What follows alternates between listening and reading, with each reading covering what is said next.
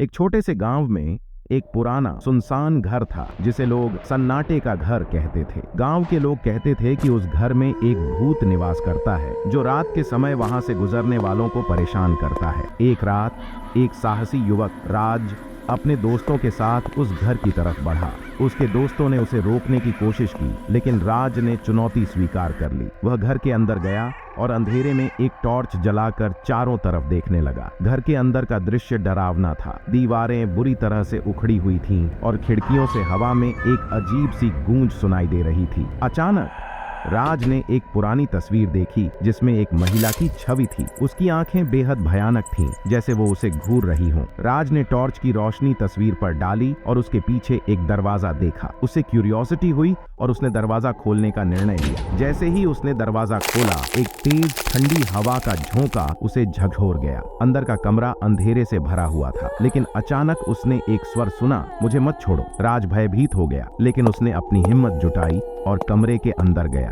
वहां एक पुरानी कुर्सी पर वही महिला बैठी थी। उसकी आंखों में आंसू थे। उसने कहा, मैं इस घर में कैद हूँ, मेरी आत्मा को शांति चाहिए। राज ने महसूस किया कि महिला की आत्मा को मुक्ति चाहिए। उसने अपनी दोस्तों को बुलाया और सबने मिलकर उस महिला की आत्मा को शांति देने के लिए पूजा की। जैसे ही पूजा खत्म हुई, कमरे में एक हल्का प्रकाश फैला और महिला की आत्मा ने राज को धन्यवाद कहा। फिर एक पल में महिला की छवि गायब हो गई। राज और उसके दोस्त घर से बाहर आए और उस रात की घटनाओं को भूलने की कोशिश की, लेकिन उन्हें हमेशा यह याद रहेगा कि कभी-कभी डरावनी कहानियों के पीछे एक सच्चाई होती है और कुछ आत्माएं अपनी कहानी कहने के लिए बेताब होती हैं। इस घटना के बाद सन्नाटे का घर अब गांव में किसी के लिए भी डरावना नहीं रहा, बल्कि एक यादगार स्थान बन गया जहां एक आत्मा को शांति मिली थी।